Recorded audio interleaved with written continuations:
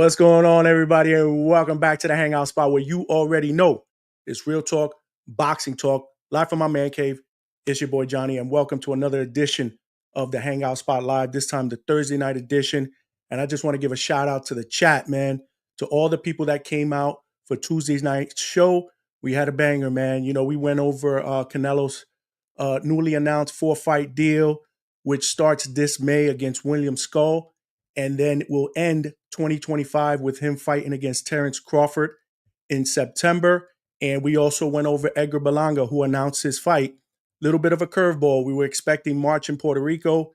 Instead, we get March 15th in Orlando, Caribbean Royale against Mantequilla. A lot of people had a lot of comments about that.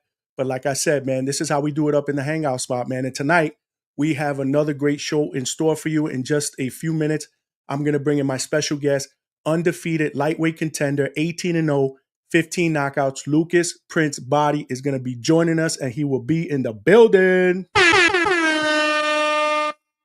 He fights for Jake Paul's promotion company, Most Valuable Promotions, and he will be headlining a card March 7th in his hometown in Canada, MVP Prospects 11 card. So we're going to get into that, a little bit about his past and what brought him to MVP, and then obviously we'll talk about his future, which is very, very bright. But before we bring him in, you know the deal here. We got ground rules at the Hangout spot. If you are watching this live on YouTube, make sure you smash that like button, as it will help with the visibility of the channel. The goal is to get this channel out to boxing fans, to get it into their algorithm so that they know what we rocking out every Tuesdays and Thursdays, 9 p.m. Eastern Standard Time. And depending on what type of guests we could get on, maybe we add a third show Wednesday night as well. So if you're not following me on IG, make sure you're following me, because that's where I put all my updates with my guests and stories, interview clips. You already know the deal. And if you have not subscribed to the Hangout spot, make sure you do that on YouTube, and tell a friend to tell a friend. 2025, we're looking for big things. We're going to need more passengers on this train if we're going to turn it into a locomotive. And last but not least, you know the deal. The chat is open. It's free. But the super chats are also open as well. If you want to make a donation, your brother will greatly appreciate it. Straight cash, homie. You already know how we do it up. But without further ado, like I said, I want to bring in my guest, one of my favorite fighters. He's exciting. He's a knockout artist, and the future is extremely bright for him. So without further ado, I'm going to bring in my man. Lucas Prince Bahdi is in the building. What's going on, champ? Welcome to the Hangout spot, man. Good to see you again, Johnny. How you doing? I'm doing good, man. I'm doing good, man. Thanks for joining me, man. I know that you're busy and you're traveling and you're in Vegas right now, and you are getting ready for a big headliner, man, March 7th. And I got to give you props, champ, because when I spoke to you and I interviewed you in December, you told me that it was a strong possibility that you'd be headlining your own card in Canada, which is where you're from. And Jake Paul, Most Valuable Promotions, they delivered March 7th. You're going to be fighting a tough guy, undefeated guy, Ryan James Wakaza. So shout out to you, man. How does it feel, man? How did it feel to get that fight? And more importantly, to do it where you're from, you know, your hometown? It's great, man. I mean, I got a lot of local support, and I think MVP kind of seen that when the last two events on the road, the first one in Tampa and the second one in Texas, I had a lot of people come out and support me. So I think MVP kind of wanted to see what Canada's all about. Yeah, man. Yeah. But when did this kind of come into fruition? Like, was that, I know that you just recently signed a 3-fight deal. The first fight on the deal was on the Mike Tyson and Jake Paul undercard. We're going to get into that in a second. But did they make that clear, like when you signed that deal, that this was going to happen, that they were going to get you a fight in Canada? No, that wasn't part of the deal. It wasn't part of the deal. Kind of just fell into place as things moved along. Yeah, I always had plans to come to Niagara if it made sense for everybody, and they're willing to do it. So the Canadian fans are excited. And obviously you're knee deep into training, man. How's training going so far for you, champ? It's going good. It's going really good. I got some really, really good sparring lined up. Like I said, I'm fighting a southpaw, so it's a little different. Got to get used to the different angles and different punches coming at you. No, absolutely. How does it feel though? Because champ, I've been following your career. Obviously, you're undefeated, but nothing came to you the easy way. You know what I'm saying? You had to take the hard road, and a lot of young fighters when they come in, obviously they come in with promotion. You didn't have that luxury.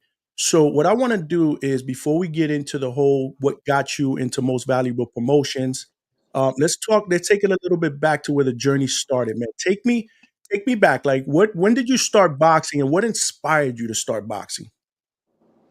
I just always liked to fight, and I started when I was 13, 14. I didn't have my first fight till probably 15, and yeah, I had a lot of amateur experience. I fought quite often, and then I made the national team in like 2014. 2014. I made the national team for the first time, and I was national champion 2015, 2016, and 2018. And then yeah, 2019 is when the pro career started.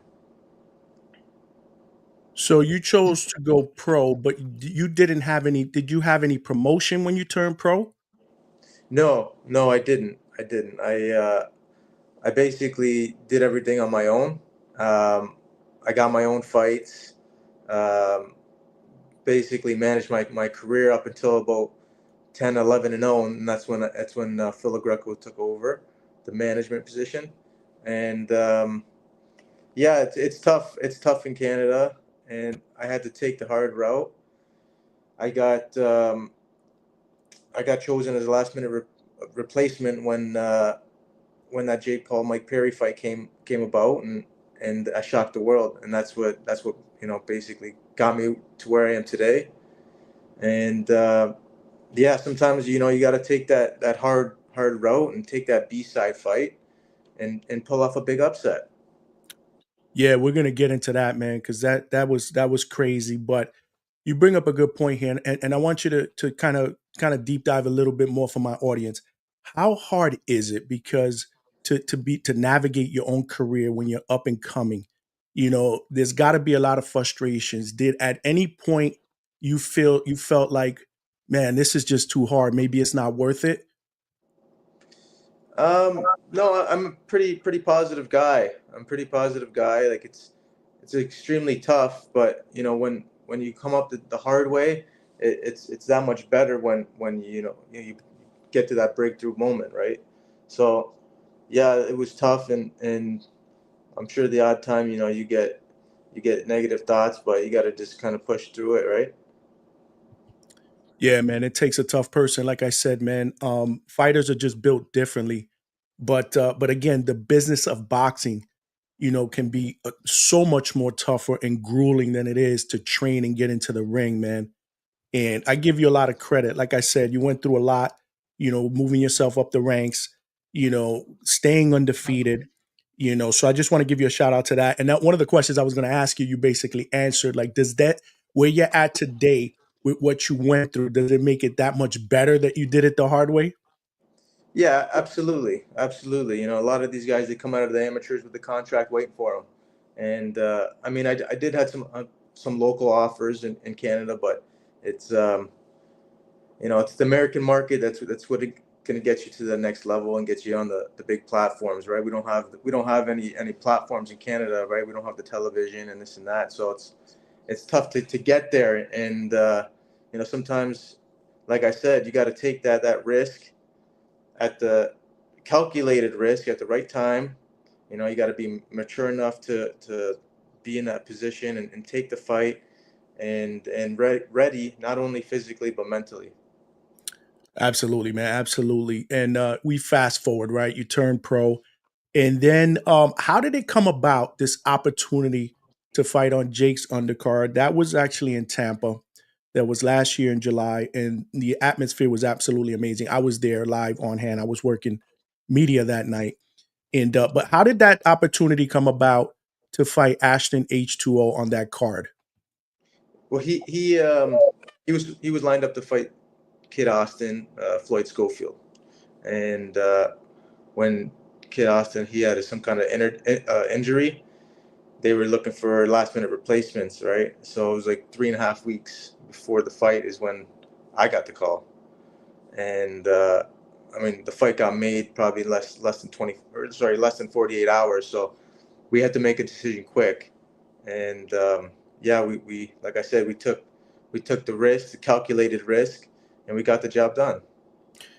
Man, I forgot about that. That's right. He was supposed to fight Kid Austin, man. Shout out to you, man, for taking that fight on 3.5 weeks' notice because Ashton Sill at that time, I mean, highly regarded, undefeated, somebody that Prospect of the year. prospect of the year, somebody that was being groomed by most valuable promotions. But again, they're not shy about putting their prospects up against other guys that pose a threat, like other promotion companies, right?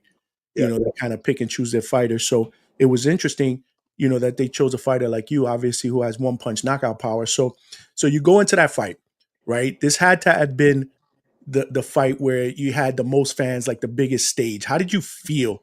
Because that crowd was lit. I was there. There were about 18, 19,000 people, and it was absolutely berserk, man. How was that whole experience before the bell rang? You know what? It was an unbelievable crowd there, but it didn't really affect me like mentally. I prepared myself mentally for that moment. Walking out to the big crowd and getting into the ring, and it didn't really didn't bother me. I was ready for the moment. You certainly were, man. For my viewers, if you did not see that fight, you not only missed knockout of the year, man, because that knockout. Let me tell you something, champ. Before that knockout, Ashton was winning the fight. Yeah. There wasn't really a lot of buzz in the crowd. People were like, okay, he's boxing, but you kept your composure. You kept your composure. And that's what punchers do, right? They wait for that opportunity. And then when you landed those three punches, it was I call it three piece in a biscuit that you landed. And yo, champ, that just put him out, and the crowd went crazy. Yeah. What Yeah. was I that think. feeling, man? Oh man, it was insane. I can't even express like the feeling that when I pulled that off, because it was something that we planned for, right? So like I I knew I was gonna catch him. I knew it was only a matter of time. Um, and when we follow through and it comes to fruition, it's crazy. Like my celebration kind of got taken away by the referee, but it was definitely an exciting moment for me. I was gonna ask you about that because we spoke about that in December. You were there at Caribbean Royale for the fights. It was the WBA convention that weekend, and that referee, I don't know what the hell was going on. We were watching it, with the guys in the media, and you knocked this guy out dramatically. I mean, you put him to sleep, and you trying to celebrate, and this referee is like pulling your trunks. He's basically tackling you. Like, what was going through your mind when that shit was happening, champ? I thought I did something wrong. I was like, what the hell is going on? Right?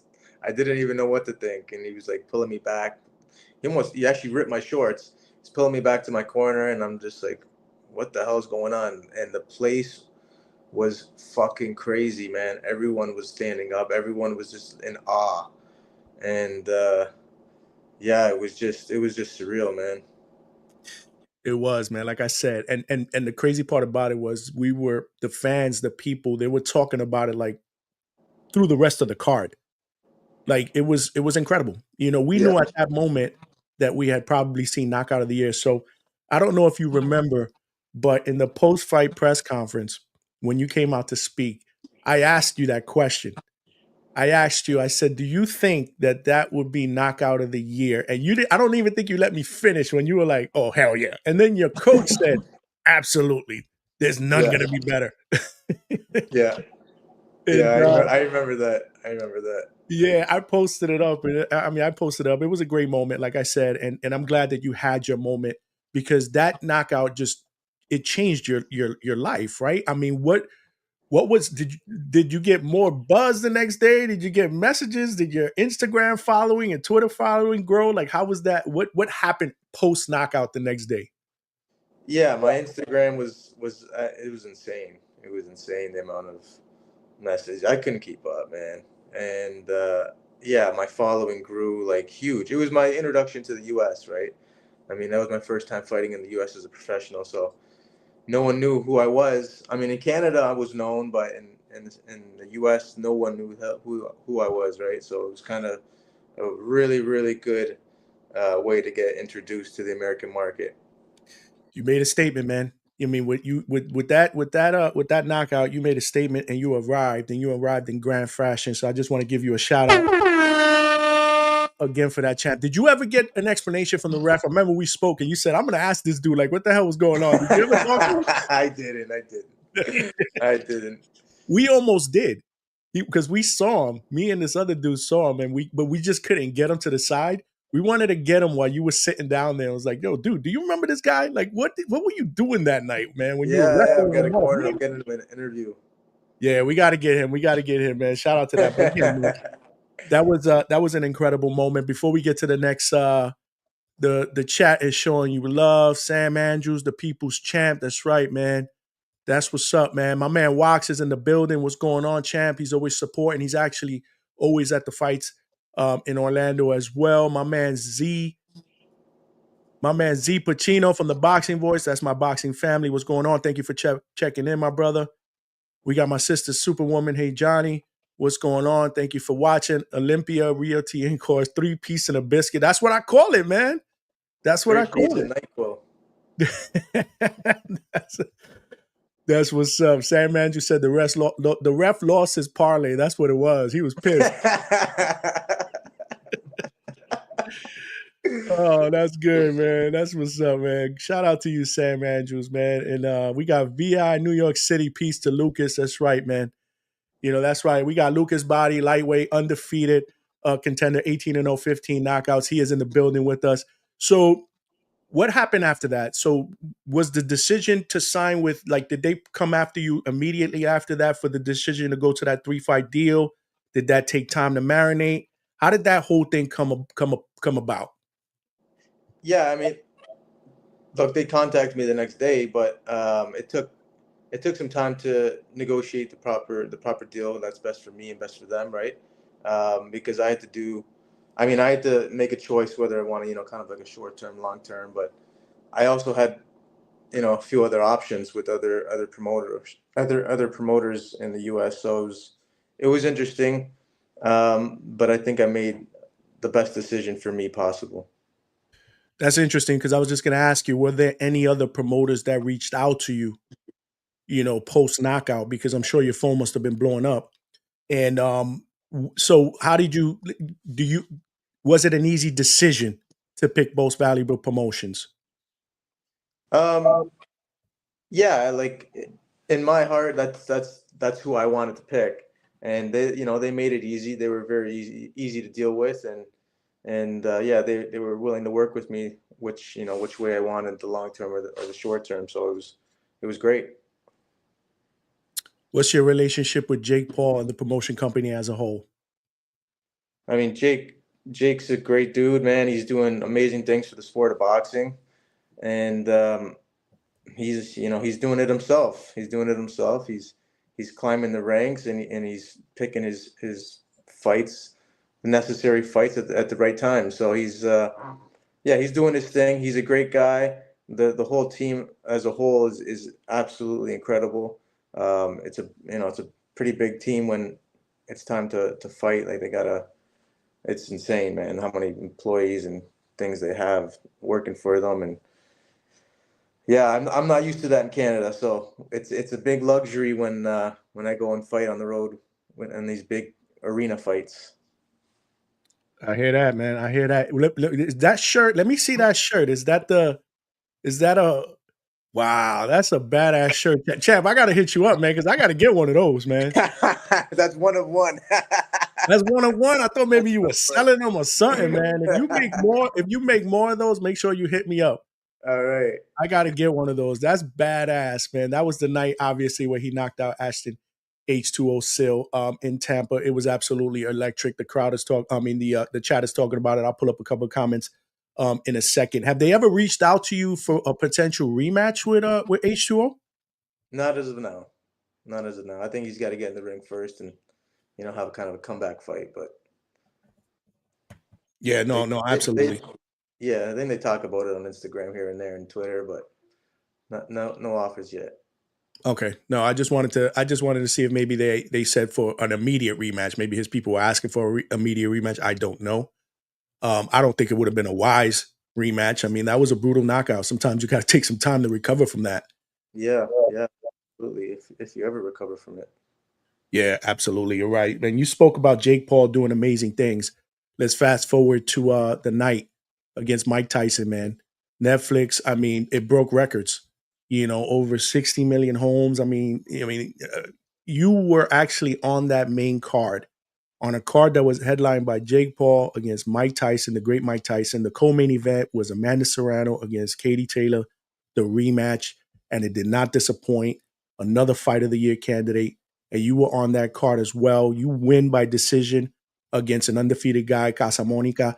How did it feel, champ, to be on that stage? Because that stadium was electric and so many people watching at home. Yeah, like it was a great opportunity for me, right? And that's why I signed my deal with MVP because their platform is just another level. And yeah, I like I said, I don't let the crowd bother me. I don't let the crowd bother me. I kind of just I got one thing to focus on. That's the guy and on the other side of the ring. So I was calm, cool, and collected, and I boxed well, and I got the job done. No, that's what's up, man. No, you did your thing. You did your thing. Like I said, you improved to 18-0 with 15 knockouts. And now that leads you to March 7th, which I just posted up. It's going to be in Toronto, Canada. You're native Canada. You're going to be facing undefeated. I believe he's from the Philippines, Ryan James Wikaza. Yep. And you're headlining a Most Valuable Promotions MVP prospect card 11. I've actually worked about 3 or 4 of those in Florida, and they're always fantastic. Great fights, memorable performances by a lot of young guys. How do you why did you guys pick Rakaza, and what can we expect to see that night? Well, he's another undefeated guy, so it's my third undefeated opponent in a row. He's a southpaw. I haven't fought a southpaw as a professional yet, so this will be something new. And yeah, we want the big fights, and right now, two of the 4 champions in lightweight are southpaw, Javante Davis and Stevenson. So that's why that's kind of why we went with the southpaw route, just to get prepared in the future when the big fights come. No, that's a good point. That's a good point. And I was gonna bring that up, man. This is the third fight you have in a row with an undefeated guy. And we saw how the other two went. How do you see this fight playing out, man? Do you knock him out? Yeah, I think the knockout will come on its own. He's a tough dude. He might you know he might bring a really tough fight for me. So I'm ready. I'm gonna be focused, and yeah, I see him putting on a tough fight, but I think I'm gonna get him out of there. That's what's up. I'm gonna be watching, man. I always support you. I think it's gonna be an electric night. Like I said, when was the last time there was a major boxing event in Canada? It's been a while, right? Yeah, it has been. I'm not even sure the last big fight, depending on what you consider big, but this is definitely the biggest. It's a big promotion coming That's and what I back meant. fight. So yeah, it's good. I think the last time was probably like um, who fought when PBC came. They put on a show Right. with another local promoter. At the time, it was Earl Spence. He fought that night. This was earlier in his career. I think this was like 2015, 20. That's what Yeah, I'm saying. I wanted to bring that up because it's been a long time. yeah. And you're trying to put, boxing in Canada back on the map, man. So shout out to you and shout out to Most Valuable Promotions for seeing the big picture and coming through for you, man. That's another thing I don't think people really realize about Jake Paul and Most Valuable Promotions, man. They do right by their fighters, man. They put them in good situations. I mean, they give them a hella exposure, good opponents, great atmospheres. I mean, honestly, champ, I think you made the right decision, man. because Most Valuable Promotions is popping right now. Shout out to Jake Paul and MVP. But yeah, so hypothetically, right, you're gonna get through this. I believe you're gonna get through it, and then you're on your third fight, your third and final fight, right? Yeah. I know you don't want to look ahead, but do you see yourself extending perhaps beyond this 3-fight deal with Most Valuable Promotions based on your experience so far? Yeah, absolutely. Absolutely. I think when it's time to renegotiate, I think MVP is my top pick for sure. Now that's what's up. And this third fight, you get by this one, this third fight. Do you believe that it's going to be against, an eliminator for a title, or perhaps maybe a title? Absolutely. Absolutely. Then that was the big picture. When I was talking with MVP, is look, I told him, look, this is what I want to do. I want to be a world champion. I want the big fight. So they know what I want, and I mean, like I said, I got the team behind me to get me there. You're in a hot division right now, and I'll never forget during our live interview, we talked about Tank. Yep. And your comment when I asked you about Tank actually went around, man. It went around all platforms. It almost went viral when you said you wanted that Tank fight because you believe that you have the style to beat him. Why don't Yeah. you elaborate a little bit on that? Yeah. Styles make fights. I know Tank he's a very tremendous fighter, obviously, and he's got tons of power, but he could be broken, like just like everybody else, and he could be outworked, and he could get knocked out as well. And I think I got the power, I got the timing, and I got the skills to get the job done. Yeah, but do you feel like with the comments that he made during the Lamont Roach, the first presser, when he said that potentially this was his last 3 fights and he's looking to retire at the end of the year, do you feel like you may not get that opportunity? Like, do you feel he will retire? No, no, I just think he's talking that way. Just maybe, hopefully, he's hoping that Lamont Roach is gonna think he's on his way out, right? So he's just trying to play with the crowd, and I don't think that's legit. I didn't believe it either, but then he starts talking about how he wants to get away mentally, and obviously he wants to live a private life and raise his children. So I don't know. I mean, I've asked a lot of boxers that question, and some of them believe he may not be lying, and then there's a few that, like yourself, that are just that will say, "Nah, I don't see it." Personally, I don't see it because there's just so many big fights. He's only 30 years old, and a lot of people question, Tank's resume because they want to see him against the bigger names. Yet we see him fight guys in lower weight classes like this one against Lamont Roach, who's a good fighter. This is nothing against Lamont Roach. He's actually a WBA champion at 130, but he's moving up a weight class to fight arguably, the hardest hitter or one of the hardest hitters at 135. How do you see that fight playing out? Um, I haven't watched that much of Roach, so it's kind of unfair for me to give my opinion on it. But I do know he's a phenomenal boxer, and sometimes Tank has issues with boxers. He usually just gets them out of there at the later rounds. He's a 12-round fighter, and he's very good at what he does. Um, so it kind of depends on the last 4 or 5 rounds of Roach, how he performs, because everyone's Yeah, good at the beginning. Everybody's good at the beginning. absolutely, and that's why what you did was pretty special because you knew that more than likely you were going to have to wait him out into the middle rounds, and then you were going to get your timing down packed. So a lot of, I mean, I guess you did that night. It was very, very similar to what Tank has done his last couple fights, right? Download data. Absolutely, absolutely. We're not trying to win rounds. We're trying to get knockouts. That's what's up, man. I love to hear that, and that's why the crowd gravitates toward you because people want to be entertained in this day and age, man. We don't want to see. I mean, it doesn't matter to me, but the fight fans would prefer to see what they saw that night in Tampa. What you did to H20 instead of seeing a strategic boxing match back and forth. But I mean, yeah, the lightweight division is crazy. How do you feel comfortable? Do you feel like you can stay in this division for a while? Do you feel like maybe your time is up, maybe a fight or two, and then you move up? How do you feel as far as physically in 135? I make the weight no problem. I'm strong at the weight. I'm not a massive 35, but I'm a good size 35, and sometimes I wonder if I should go to 130, but who knows? Who knows? Who knows? I think I'm gonna Can you stick around at 35. can you do that if a big fight presented itself or a title fight? I think so. I think if the right opportunity came, it'd have to be a massive opportunity. But yeah, for now we're sticking at 35.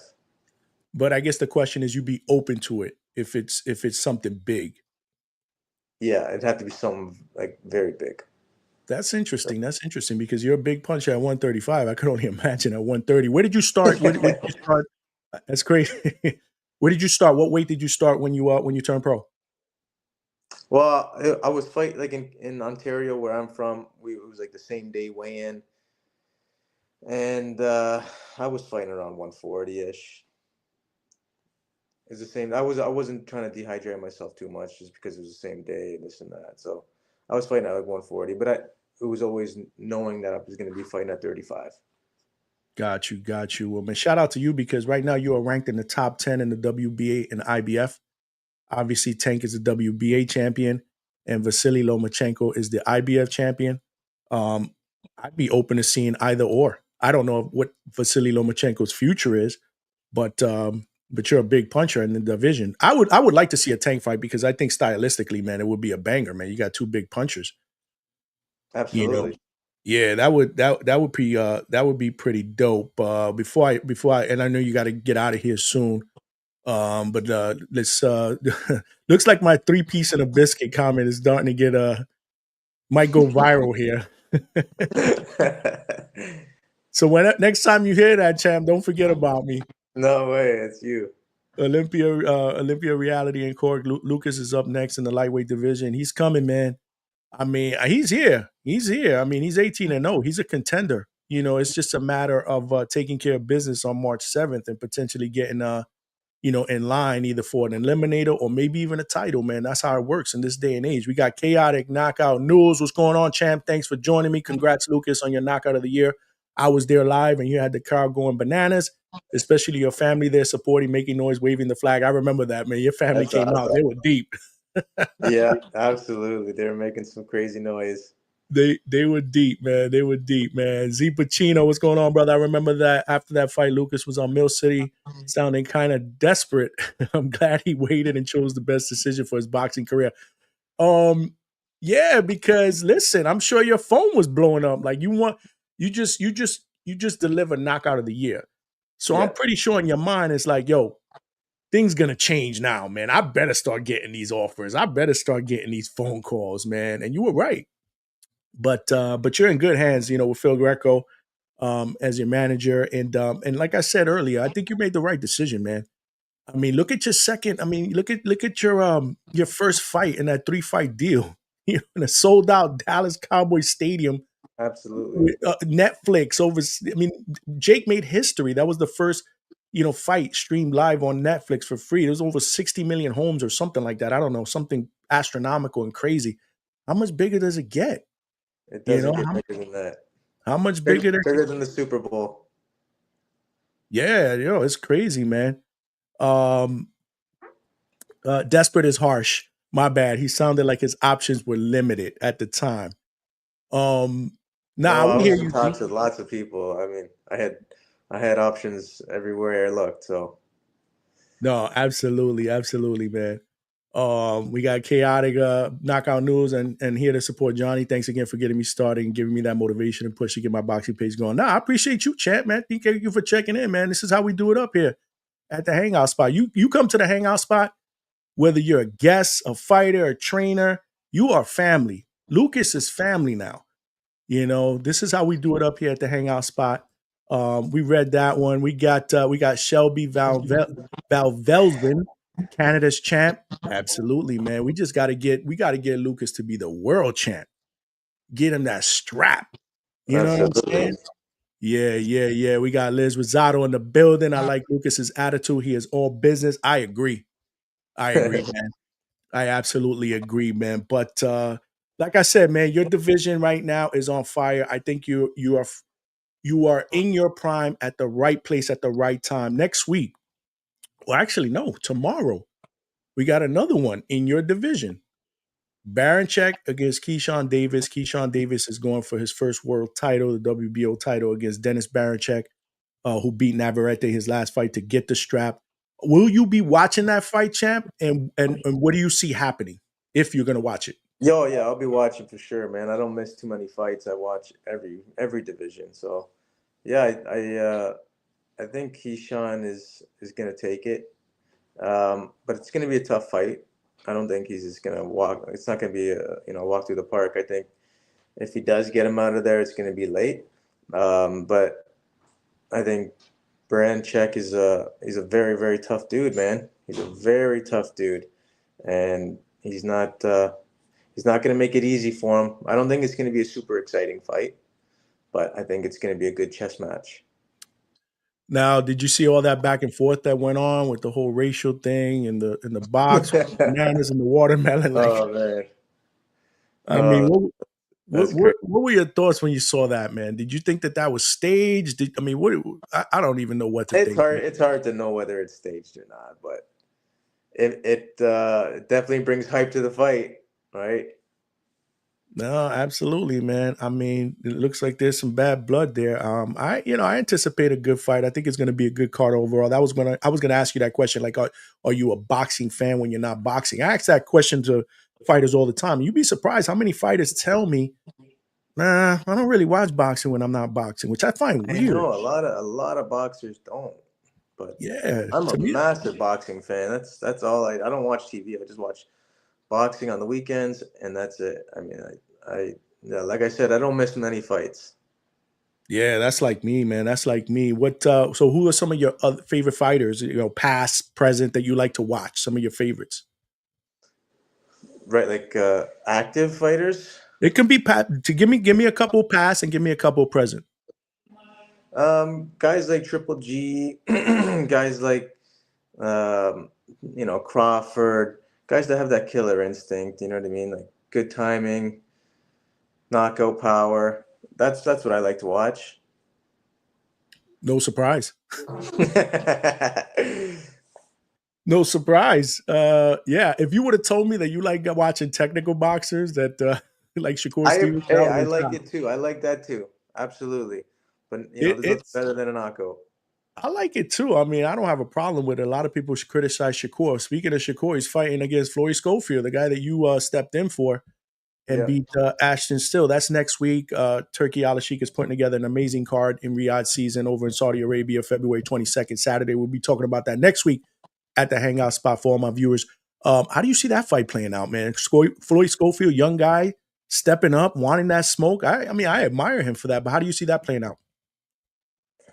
I think um, I think Stevenson's has got too much experience for him, but I think it's going to be a tough fight early on for him. Floyd throws a lot of punches. He's always on his toes and bouncing in and out. And I think once Shakur finds his timing, once Floyd um, gets a little bit tired, I think it's going to be basically target practice. But who knows, man? The kid's hungry. The kid's strong. And this is boxing. Anything can happen on any given night. Absolutely. Like I said, I give him a lot of credit because I don't even think his promoter thought or wanted to put him in this type of fight so early in his career, but he wants that Yeah, smoke. absolutely. Hats off to him, man. You got to respect it. No, absolutely, man. I think that's going to be a great fight. Like I said, a lot of great fighters in your division. Last question before I let you go. Or actually, maybe I have one or two. Hold on. If you had to play promoter, who would you pick as your next 3 fights? Again, hypotheticals. You There's you there's, you there's you so got many your big call. fights going on. Look, at the end of the day, I want the guy everyone thinks I want the guy who everyone thinks is the man. Right now, Gervonta Davis is the man. I want him. And then let's say he's not available, and there were 3 guys there. The guy just right under him, whoever it is. All right, all right. Nah, I Yeah, get that. I get you're yeah. breaking up a little bit. Sorry, you're cutting out there. Can you hear Go me? ahead. You can. Yeah, you kind of breaking up a little bit. Maybe that's the cue, man. You maybe you gotta because I know you're a little bit pressed for time. Can you hear me? We may have lost Lucas Body. See if maybe we can get him back here if he can get his connection back. That way we can we could give him a proper goodbye. But listen, man, like I said, I think the future's bright for Lucas Prince Body. He's a lightweight. He's undefeated. They're going to be able to market him because he packs a big punch and he's not afraid to duck any smoke. So we'll see what the future holds for him. Right now, like I said, it looks like he got a bad connection. Hopefully, maybe he can jump back on for a minute or two. If not, it was a great interview. It was it's a great interview, and I respect. Like I said, I respect fighters that have the hard way, not the easy way. I'm not knocking the easy way. I mean, if you work your way up and you're a decorated, highly decorated amateur and you're an Olympian and you win a gold medal, absolutely. I mean, you've earned the right to be able to be represented by, by major promotion. That's not a bad thing. I'm not saying that's a bad thing. That's the path, that most young fighters want, but there's just something about guys that don't have that path, right? And they still find a way to maneuver, get fights, stay busy, take care of business. And then once they get that big opportunity, they strike, they take advantage of it, man. There's just something about those type of stories, man, that I like. I've always, I come from the hood, man. So I always root for the underdog. That's just me. You know what I mean? So shout out to Lucas Body. Like I said, I think he was having a bad connection. I think he was in a hotel. He's actually traveling. He's in Vegas right now. We've been going back and forth on DM, trying to make this work. And I'm glad he came on, man, because like I said, um, that knockout that night was electric and it changed his life. It changed his life. Like you heard him say, man, the IG followers and the Twitter followers and the most valuable promotions are calling like, yo, let's get a deal going. I'm sure he had probably had offers from Top Rank or Golden Boy or even Matchroom. So either way he couldn't have went wrong, right? Because when you don't have promotion and you have, 3 or 4 different promotion companies that are coming after you, I mean, either way you can't go wrong. But Jake Paul and Most Valuable Promotions, I mean, like I said, I mean, they're doing big things in the sport of boxing right now. As far as venues and events and Netflix and so if he can get himself on some more big cards, get some more knockouts. Right now, like I said, they promised him a fight in his hometown in Canada. They gave him that. He's going to be headlining again.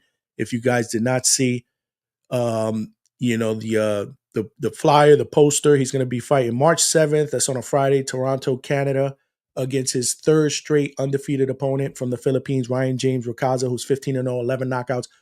I think this is Ryan James's first fight outside of the Philippines, if I'm not mistaken. But he's a southpaw, and you saw and you heard what Lucas Body said, right? It was a good idea for him to fight a southpaw because he never fought one, and he looks at the names in the division that have titles, Shakur and Tank, and they're southpaws. So again, his eye is on the prize. He's trying to see if he can get himself, in line for either an eliminator in his third fight of that deal, or maybe even a title shot. And the deal in boxing, man. He's ranked in the top 10, in the WBA, and the IBF. I think he's eighth in the WBA, seventh, I believe, if I'm not mistaken, in the IBF. But the way it works in boxing is, guys jump the line all the time.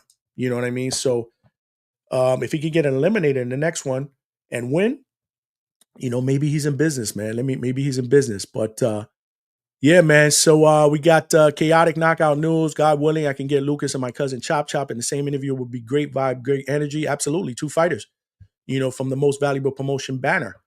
That would be pretty dope. Champ, reach for the stars, brother. Davis versus Baranchek, definitely going to be a solid fight all around. Whoever wins definitely will be earned. I'm looking forward to that. We're actually more than likely going to be doing a live fight chat on the Boxing Voice with my brother Nestor Gibbs. So if you're not if you wanna join the live chat, I mean, we do it up in there. We got my man Eddie Alvarez in the building. Again, another Boxing Voice family member. Salute Johnny late again, but you're here now. Listen, man, it don't matter. Like I told you, man. You're here, man. That's all that matters. Shout out to you, my brother. You always come through, man. We got Z Pacino, gotta respect his ambition to challenge his skills against anybody. Yeah, man. I mean, listen, I've had conversations with him off the record, man. He wants that smoke, man. He's not afraid, man. He's not afraid. And another thing with those guys, man, that have to go the hard way, man, they're not intimidated, man. They just want to get in the ring and they want to fight. And those last couple of performances, he was in front of a lot of people, man. I was there live and direct in Tampa. It was about 19,000 people. It was insane. And let's not talk about the Jake Paul Mike Tyson spectacle over there at Dallas Cowboys Stadium that sold out. That shit was crazy, man. Yes, sir. Wax. Yeah, he's got big goals. And he's got the good a good promotion company. They're gonna work to try to get him, a big fight. The IBF route is the way for Lucas. Yeah, I think so. I mean, what's going to happen with Vasily Lomachenko, right? That's everybody's question. Is he going to retire? Is he going to, I don't know. I don't know. Is he coming back? We all saw that he was supposed to fight Tank in a unification fight. Then he backed out of that. It was like it wasn't the right time. Do they revisit that? Maybe after this Tank fight, if Tank wins?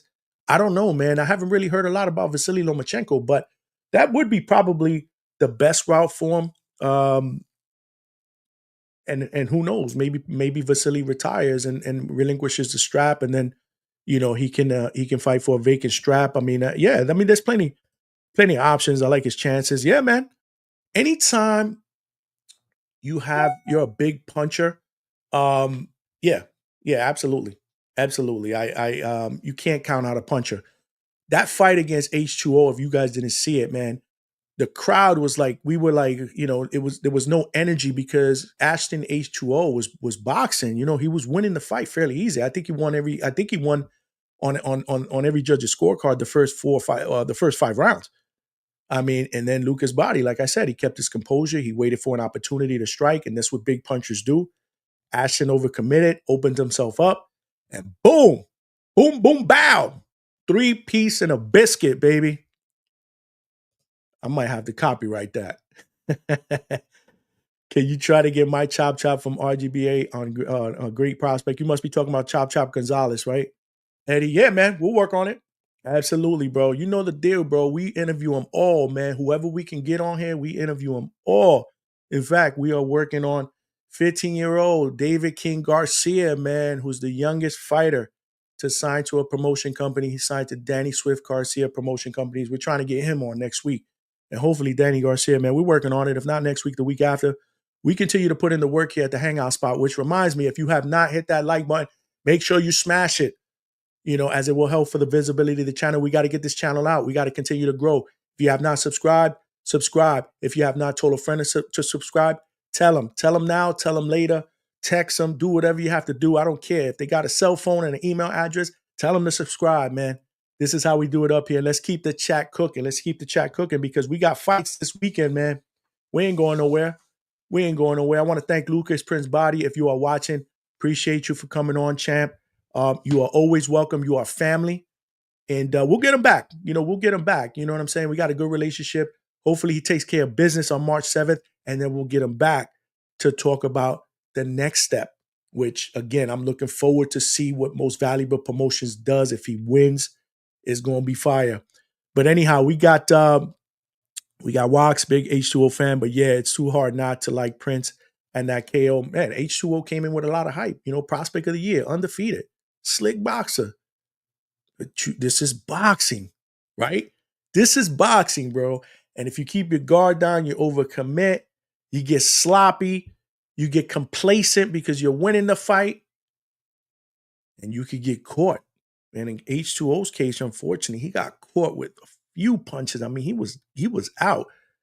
Everybody was just an ooh and ah, but after we realized that he was face down on the canvas and he wasn't even moving, like people were like, yo, is he all right? Damn, hopefully he's not seriously hurt. When he got up, and they helped him up. The crowd went crazy because, again, this is boxing. This is a sport that we love. These guys are gladiators. Nobody wants to see any fighter go in there and get seriously injured, man. Nobody. Feel me? So, shout out to H20. He's back in the gym. I follow him. Who knows? I'm going to reach out to him. I'm going to try to get him up in here as well. Hopefully they'll get a fight announced for him soon. I don't know if they have. I haven't seen anything. If anybody has seen something, let me know in the chat. But if we could get him up in here, we'll get him up in here too, man, because we show everybody love. We show all fighters love. We don't hate on any fighters here at the Hangout spot, bro. Anybody who laces up a pair of gloves and gets in there and risks their lives for our entertainment, I don't care what the skill level is, you get respect from me here at the Hangout spot. That's how we do it up, man. Yeah, man. Chop, absolutely. Yeah, we'll get him. We'll get him. Listen, man, if you got an inside click, you can help me get him, man. Let's get it popping, Eddie. I interview them all, man. Prospects, contenders, title holders, managers, trainers. We're working on referees. I mean, to give my viewers a perspective of the life of a referee, which ain't easy. We're working on them all. Promoters. Make sure y'all continue to follow me here at the Hangout spot, man. We ain't playing no games. But anyhow, I hope y'all are excited about the fights tomorrow night, man. We got a good card, man. We got a good card. New York City, the theater at the Garden, Top Rank Boxing. The headliner is Keyshawn Davis, the businessman, against Dennis Baranchek, the champion, the WBO champion. He just beat Emmanuel Navarrete for the title in his last fight, split decision. But again, Navarrete with that style, that was an impressive win. I don't think there was a lot of people that saw Baranchek winning that fight, but he is undefeated. He is 19-0, 9 KOs. He's from the Ukraine. He's from that school of Usyk, Lomachenko. These guys ain't phased, man. They can fight. They're tough. They don't back down. And he hasn't been backing down the last 2 days amid controversy. Obviously, then you got the businessman, Keyshawn Davis. Shout out to Keyshawn Davis, man. 12 fights in. 12-0, 9 KOs. And he's already getting a title shot. See, this is what I'm talking about, man.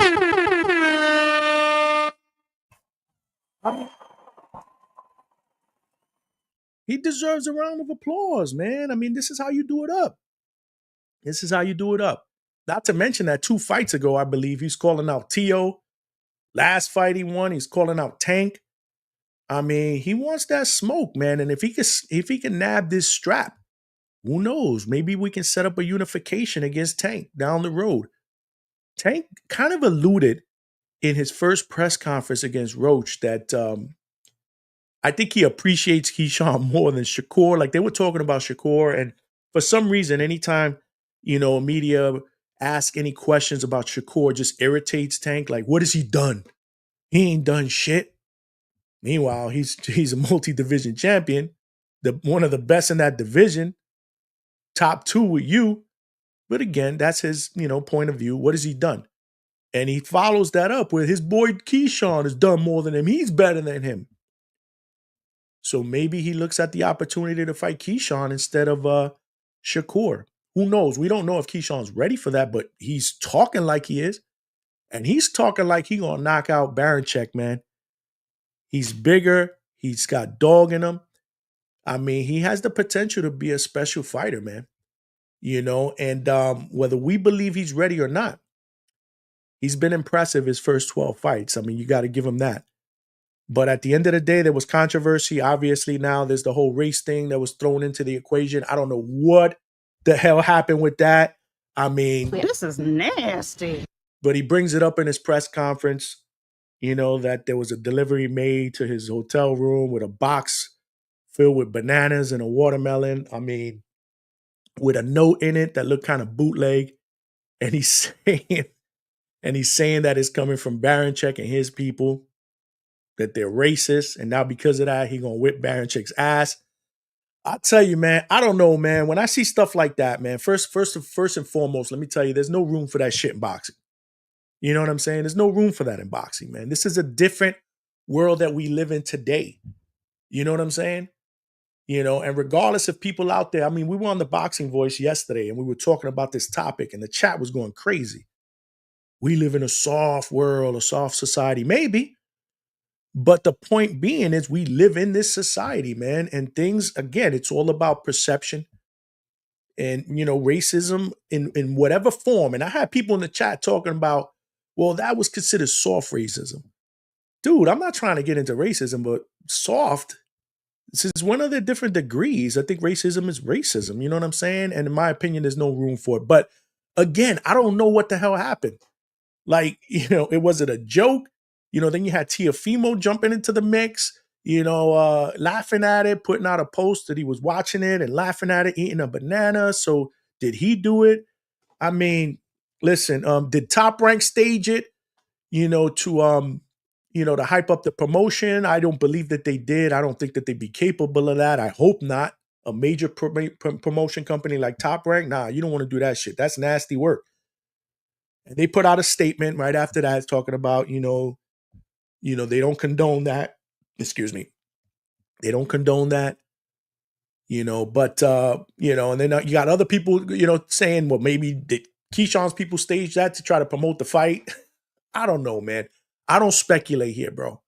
That's not how I do. All I could tell you is it's nasty. There's no reason for it. You don't have to bring that into the equation to hype up a fight, because at the end of the day, it really doesn't matter. The two guys are going to go in there and they're going to go to battle, but, it is what it is. This is the world that we live in today. It's just nasty. It's nasty, but I think it's going to be a good fight. Again, Barichek is a tough dude. He switches stances. Keyshawn likes to fight. My biggest criticism about Keyshawn is he likes to fight even when he doesn't have to fight. Like, there are times where I feel like he can utilize his boxing skills, but he's got dog in him.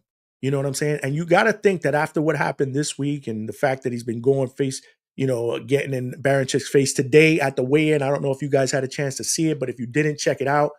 They weighed in, they faced off. Keyshawn went up in there and, and stood up in front of the crowd and did his pose on the stage. And then Barichek pushed him off. Keyshawn got back up, had to be separated. He wanted to go after Barichek. A mini riot almost, took place on the ring. So again, this is all, a build up to, a good fight. It's going to be a good scrap. I just hope that Keyshawn doesn't go in there with that rage, because he did say after that, when he was interviewed, that he wants to knock out Barichek in one round. I don't know if that's going to be possible, my man. You better be patient and you better be disciplined, because, Barichek is a tough guy. He's older. I mean, Keyshawn has the age advantage. He has the size advantage. He's much taller, the reach. He's in great physical shape, if you see him at the weigh-in. So this is going to be a good fight.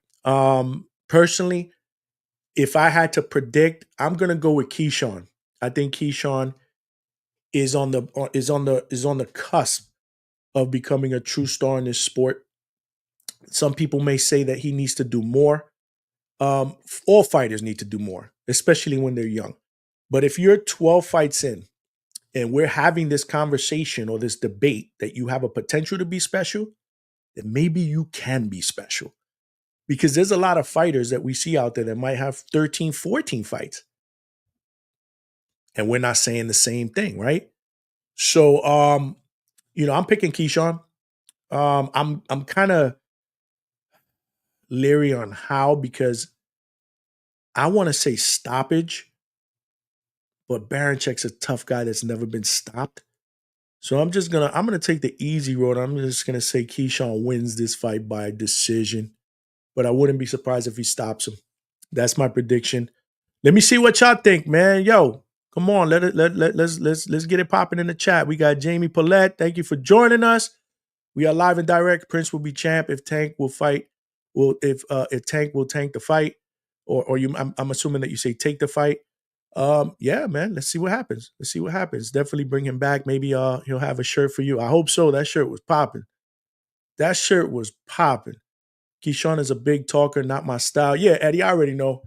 Eddie's not a big fan of brash fighters that speak, and that's fine. A lot of fight fans aren't. I don't mind it. I actually like it. I think it's good for the sport. I think the sport needs, the Keishans, the Adrian Broners, everybody can't be nice and respectful. You need some villains. And a lot of these young fighters are more receptive to taking this villain role because this is selling their brand, right? Selling their brand. Whether you want to see them win or lose, you tune in to watch them. So a lot of these guys, Eddie, this is the day and age in boxing, man. This is the day and age in boxing. We live in a race bait world, Johnny. Yeah, man. I mean, absolutely. Keyshawn showing nervous energy. I mean, it could be seen that way. It could be seen that way. But we'll see. Because at the end of the day, regardless of what energy you bring, right? There were people that were saying that David Morrell before his fight with Benavidez, cool, calm, collected. That's the way you're supposed to be. Benavidez seemed that edge. He seemed like, Morrell irked him. Maybe that's going to play a part in how he performs. And you saw how David Benavidez performed. He was all business. And I had light heavyweight contender Anthony Sims Jr. in here with me. And we talked about that. And he said that he felt like Morrell, with that whole laid back and smiling attitude, was the one that had that nervous energy. And again, this is coming from a fighter, not from me. You know what I mean? They're able to read other fighters a lot better than we are as fans. So, it'd be interesting. Be interesting to see. Either way, I think that's going to be a good fight. I think it's going to be the best fight by far of the night because even though you have a lot of big, good, young, talented names. I mean, Xander Zayas, who's my guy. I think personally he has the potential to be the next big star, from the island of Puerto Rico. I mean, he has the tools. He's 20-0, 12 knockouts. He's just 22 years old. And he's such a great kid. He's charismatic. He takes the sport seriously. He speaks well. I've interviewed him in the past. Hopefully we can get him up in here at some point. After this weekend, we'll work on that. But it's just hard to root for a guy. It's hard to root against a guy like Xander. I'm sorry, because of what he brings to the table, not just in the ring but outside the ring. And he's fighting an undefeated guy from Germany. Slauer Spumer, who's 20-0, 11 knockouts. He's 32 years old, so he's 10 years older than Xander. And this is actually his first fight outside of Germany. I haven't seen a lot of his fights. I saw some bits, some clips here and there. Again, not a lot of footage of these guys. You got to give Top Rank a lot of credit, man.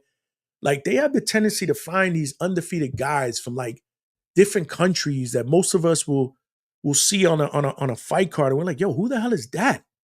And they force people like me to do some research, but it's just so hard.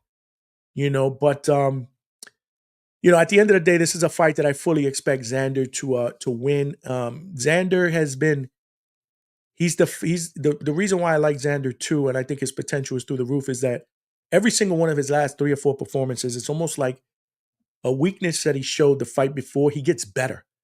So it's like a student of his game. He studies his performance and he works on his weaknesses. And you see that next fight, wow, his footwork is better. He's changing angles this time a little bit better. He's changing speeds on his punches. He's moving his head a little bit more than he did 2 fights ago. Those are the signs of a young fighter that takes this sport seriously and, has star potential written all over him. If I had to say that, definitely a future champion in my opinion. And I'm not just saying that because I'm a fan of his. I just love what he brings to the table. So I fully expect him to win this fight. My biggest gripe is Top Rank has to let the leash off off the collar now. Like, when are we gonna start giving Xander better fights? Like, Xander, let me tell you something. Xander, 22 years old. When they were looking for an opponent for Virgil Ortiz, who's going to be fighting next week against Israel Madrimov, when they were looking for that opponent before Madrimov, Xander Zayas put his hand up and said, I'll take that fight. I want that fight. He put his name out there. He was ready. He felt he was ready. When I interviewed him in Orlando last year, and I asked him, when do you feel like you're going to be ready for a title shot or to take over this division? He said, without hesitation, I feel like I'm ready now. I'm just waiting for the opportunity. And when he saw that, he picked his hand up and said, yo, pick me. Now, ultimately, they didn't pick him because they felt like, from an experience standpoint or a name, they wanted somebody a little bit more accomplished. Israel Madrimov, obviously, is a former champion at 154, coming off the Terrence Crawford loss. Put up a great performance. That's going to be a great fight. We're going to break down that card next week. The last crescendo, February 22nd, Turkey Al Sheikh Riyadh season. 7 fights on that card that can be main events on all different other cards. I mean, that's going to be absolutely insane. We're going to break that down at length. Next week, we might do a third show, depending on who we have as guests, because I just want an hour, maybe an hour and change to go over this fight card in detail. It's going to be that good. But Top Rank got to do better, man. If I'm Xander Zayas after this fight and I win, I'm like, yo, I need either an eliminator or a title shot. I'm sorry, man. I just think he's ready. 22 fights in. It doesn't matter the age. Let's start testing him against the top guys. Like, he should be facing right now former champions, and guys that can line him up for a title shot at 154 before he outgrows the division. And this is what Top Rank does, man. They have the tendency of kind of babying their fighters, right? They want to, groom them sometimes even too much. Like, I don't mind the way they groom them when they're early, 10 fights, 12 fights, 13 fights, 14 fights. But when you got 22 fights or whatever it is, 20 fights going into his 21st, maybe it's time to start to let the training wheels off the bike, and let this guy swim and see what we can, see what he's all about, man. But this is a fight card that I believe, if we're lucky, we may get one upset, because I think that all the A sides, this fight card was put in place so that the A side fighters can basically get some work in and they can win. You got Jared Anderson, the real big baby, against Marios Colias, heavyweight fight. This is Jared Anderson's comeback fight after being stopped by Martin Bacoli. So this is going to be interesting to see what type of Jared Anderson that we see in the ring. So this is an opponent that I fully expect to see him win. You got welterweight prospect Rohan Polanco. He will be fighting on this card. He is 14-0, very, very exciting. He's going to be fighting against a Puerto Rican, 22-1, Juan Carlos Torres. So you got Dominican Republic against Puerto Rico. That's going to be pretty dope. But again, Rohan Polanco is a guy that Top Rank is extremely high on. He's very, very skillful. He's strong. He brings a lot to the table. He's got 9 knockouts, in 14 fights. I mean, he's going to be legit. So again, they're grooming him, but this is a tough fight. This is a very, very tough fight. You got Vito Melanecki Jr. from New Jersey, 20-1. He's moving up from 154 to 160 for this fight. His first fight at 160 against Connor Coyle, 21-0, undefeated guy. That should be an interesting fight. But Vito Melanecki, again, we all think that he should win this fight. I'm a little disappointed that Vito left 154, because I always saw him in a collision course with Xander Zayas.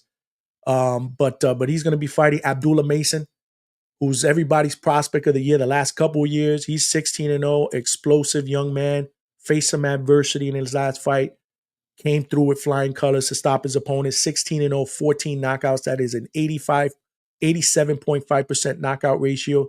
A lot of people believe he is a superstar in the making. He's on this card against Manuel Jaimes. Again, a tough guy, but, a test that we fully expect, Abdullah Mason to pass. You got Nico Ali Walsh, the grandson of the great Muhammad Ali. He'll be on this card. He's always a good attraction to watch. Keon Davis, the younger brother of Keyshawn Davis, is on here. And we got the son. We got the son of Juanma Lopez. Juanma Lopez de Jesus. He's going to be making his pro debut on this card. So, a lot to like on this card from a talent perspective. It's a great card. It's on a Friday night. I'm not going to complain about boxing on a Friday night. Give it to me on a Wednesday. I work the pro box cards on Wednesdays. I never have a problem with it. Give me a pro box card on Wednesday. Give me a Friday night card. Give me a Saturday night card. I don't really care. I mean, if there's boxing every day, the world is always a better place. Speaking of a better place, make sure you hit that like button, so that we can help out, so you can help me out with the visibility of the channel, and make sure you tell a friend to subscribe. Let's get the chat going, and the comments going. We got Liz Rosado, Puerto Rican flag. Let's go. I'm assuming that's for Xander Zayas. That's how we do it up. Prime, Eddie Alvarez, Black Prime losing credibility with that $5 fight. between the two never was fighters. We'll get into that in 1 second, Eddie. Hold that thought because y'all know Brian Norman Sr. is my guy. He is my guy, man. Jared got destroyed, not just stopped. You're absolutely right. Yeah, maybe I downplayed that. He actually did get destroyed. That was a fight that they never, ever should have put him in. And you know for a fact that Top Rank did not make that fight. Not the way they match make their young fighters. They would never put Xander Zayas in there against a guy like Bacoli, who they would think going in, he's totally not ready for. And he proved and that showed it. He wasn't. But you see, I don't think that's Jared Anderson's fault. He wanted that smoke. This is what I'm talking about when you groom guys, right? And you don't put the right opponents in there with them to get them some work. Like when you're a young fighter and you got 16 fights and it's all against guys that you're basically walking over, how good is that for your development? Feel me? Like I like guys that at a young age that get tough fights and they're tested. Like even Abdullah Mason, you know what I'm saying? His last fight, he faced adversity. He got dropped, got up, and you saw what he did after that. I mean, it's always good for a young fighter to face adversity so that they know how to face it later on in their career when the competition really gets tough and they're facing world champions or former world champions. You know, so you get the feeling that the Top Rank didn't want any of that. That was probably Jared Anderson that pushed the envelope, and look what happened. So now he's back down, you know, into this type of fight. So it'll be interesting to see what we see. But you got Friday, like I said, Friday night fights. I'm not complaining. I guess the biggest complaint that most people have is that it's on Valentine's Day. Hey, I get it, man. If you want to take your lady out and you don't want to pick sides and tell her, listen, I don't know what's going on because I want to watch the fight on ESPN, and you scared she gonna, spaz out on you. I get it. I totally get it. The good thing about ESPN is that even when the card finishes, it's right there on the ESPN app. You could always watch it afterwards and check it out. But if you're married to a wonderful woman like I am, we don't do Valentine's Day on Valentine's because even if we want to go out to eat, everything is packed. I'm not waiting online. I have no patience. We do not do Valentine's Day. We wait till the next day. So if we want to go out to eat and celebrate Valentine's Day, we will do it Saturday night, not Friday night. So I will be watching the fights in a live fight chat at the Boxing Voice. So I appreciate my wife. If you're watching, babe, I love you. But yeah, and then who we got? We got my man Norbs from Norbs It On Network, the most handsome blogger alive. My man. Yo, I try, man. I try, but I don't know, man. I don't know if there's anybody as good looking as you are, man. Jared, yes, sir. Jared Anderson is in trouble. I don't know about with this guy. I'm picking Jared Anderson to win this fight. Jared was talking a big game, had us fooled. Yeah, man, because again, he's a very, very confident kid. He has some brash in him, some little bit of cockiness. Not a bad thing to have, but you got to be careful. You got to be careful to go in there into the fire. When if you don't have a fire extinguisher, you got to be ready. You got to be ready for that. Bacoli is a different monster. Bacoli is a beast at heavyweight, man. He's a killer.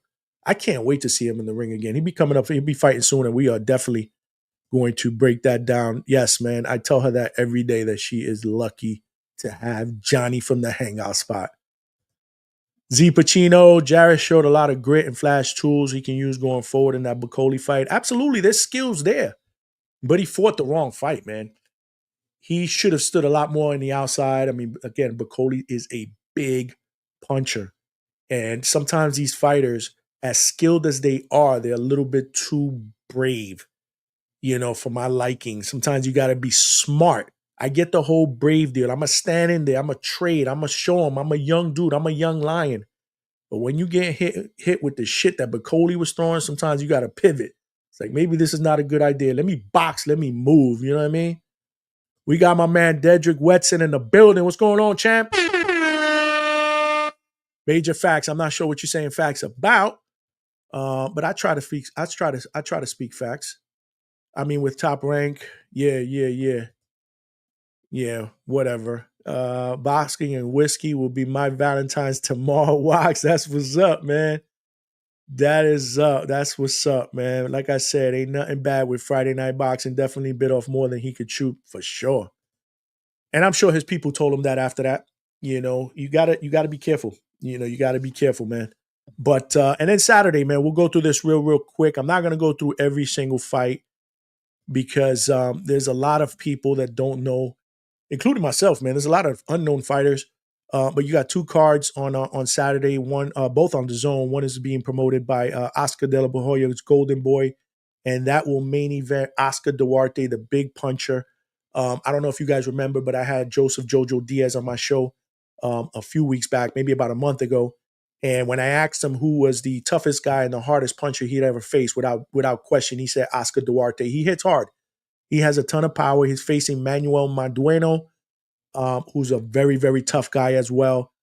He lost a 12 round, a 10 round decision, I believe, against Keyshawn Davis his last time out. No, actually, that was a 12 rounder.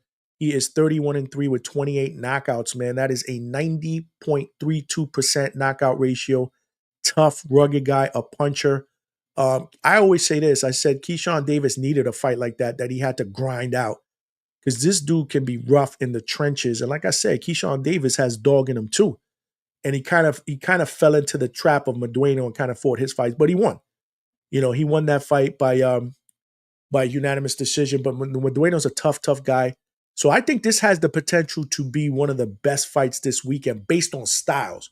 You got two guys that are gonna come to fight and punch. And not to mention that Madueno is a last-minute replacement. This fight was supposed to be, Duarte was supposed to be fighting Regis Prograis, but Prograis hurt his shoulder. He had to pull out, and Madueno steps in. I think this is a tough step-in fight, for Duarte.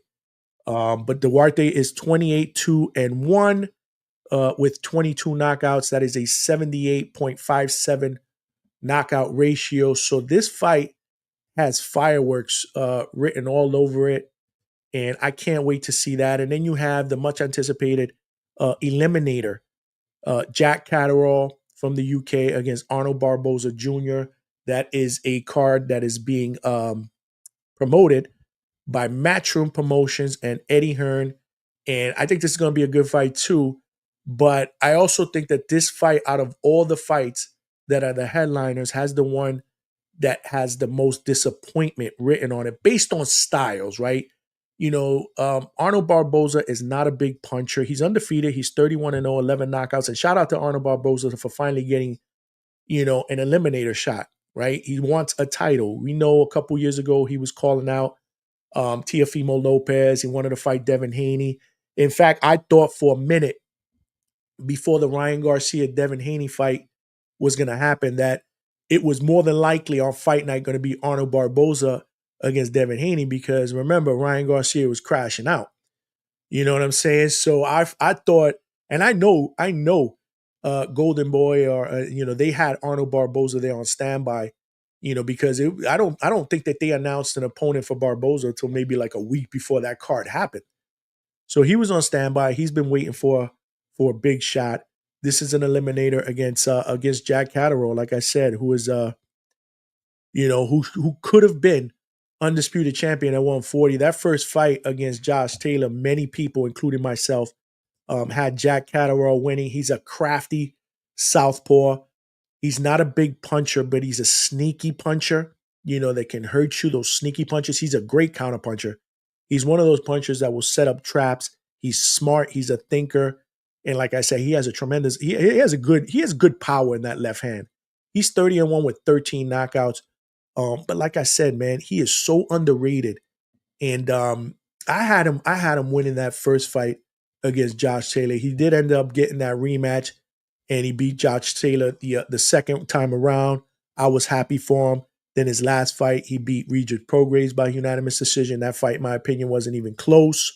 It's a fight that Regis Prograis said afterwards that he would probably retire and go fight bare knuckle.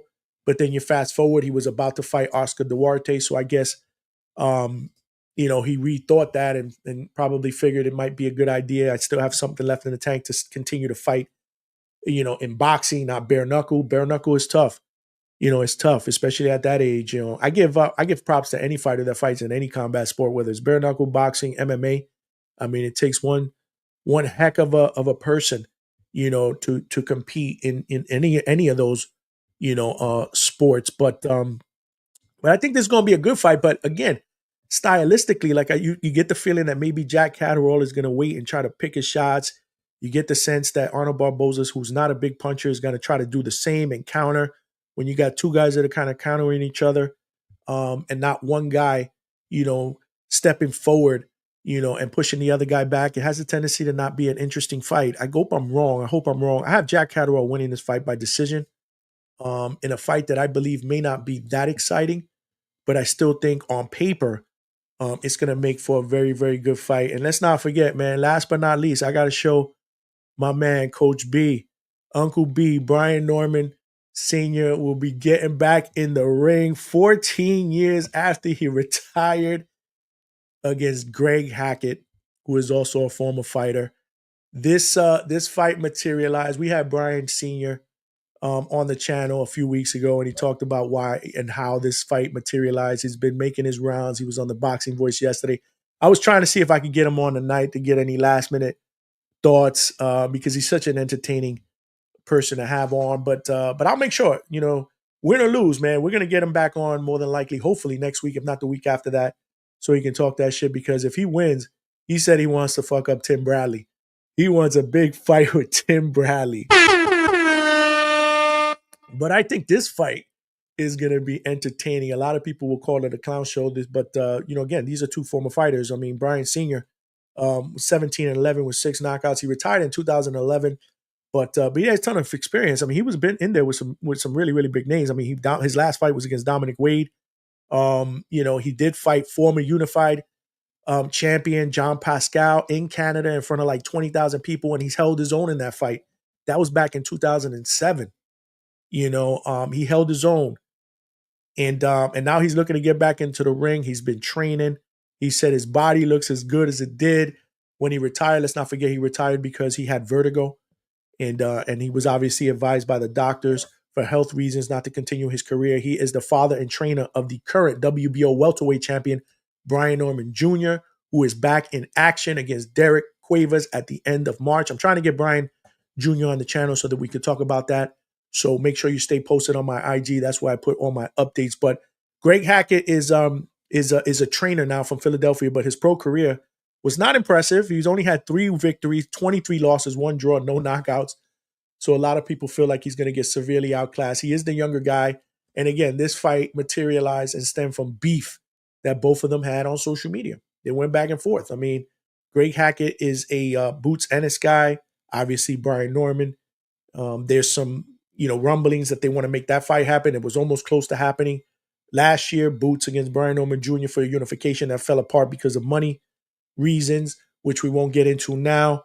But they went back and forth. He threw some shade at Brian Sr. about Jr. It went back and forth, and words were said. So instead of settling this beef on the street, they're getting into the ring. They're making money to do that, and they're settling their beef in the ring. This is going to be on BKL Prime, Black Prime. It's I believe it's going to be like $5 or something like that. All you have to do is subscribe on the website, and you can buy this event for $5.99 or something like that. It's going to be. I think it could be entertaining. I think it could be really entertaining, man. You got two guys that are retired, past their prime, obviously, but want to knock each other's heads off. So we may be in for a fight. No headgear. This is a regular fight, just like when they fought back in the days when they were professionals. So I don't know. I want to watch it. I think Nets from the Boxing Voice is also going to do a fight chat for that. Again, Brian Sr., that's my guy. So I support him. Brian Norman Jr. is my guy as well. So we'll see. We'll see what happens. Like I said, I was trying to get him on, but we'll get him on afterwards. Hopefully he takes care of business, and we could talk about maybe potentially Tim Bradley. He did mention a couple of other names that he would like to fight. So he's always an entertaining interview. So let's see what we can do about getting him on next week. But let's see what the chat is cooking up. I already read that one. Yep, we read that one. Diedrich about having a good and understanding woman in your life who don't mind a good fight. Yeah, man, I say it all the time, man. I'm a lucky guy, man. I'm a lucky guy. Any potential upsets this weekend? That's a good question, Z. On the top rank card, I don't really see one. The only one that I see potentially is maybe the Vito Malinecki fight. I got Vito winning that fight, but let's not forget he's fighting an undefeated guy who's pretty tough and he's moving up to 160. This is his first fight, and I'm always a little leery of that, right? That might be the one on that card that I say has the best chance to be an upset. I don't really think any of the other ones has a chance. As far as Catterall and Barboza, I'm taking Catterall. I believe Catterall is the favorite in that. And Duarte and Medueno, I didn't pick that. I'm going to go Duarte. I just think he's younger. He's a little bit more sharper. Medueno, he's a tough guy, but he can make the fight ugly. But I think Duarte has enough power to be able to keep him at bay or hurt him, so to speak. It's going to be a good fight. That's the fight that I think has the potential with Keyshawn and Baranchek. Duarte and Medueno, based on styles, have the tendency to be the most entertaining. But I'm going to take the younger Duarte over Medueno. Again, it's not easy, to get in there as a late minute replacement either, too. So there's a lot riding there, but I don't really see a lot of upsets. And as far as Brian Sr. and Greg Hackett, I see Brian Sr. winning that fight. He says he's going to stop Greg Hackett. That'd be interesting to see. Maybe he does. I mean, he's the more accomplished fighter out of both of them, but he's been out of the ring for 14 years. I just hope at the end of the day, both of these dudes, they're good guys. They're able to get out of the ring with no damage, no injury. Again, they are past their prime.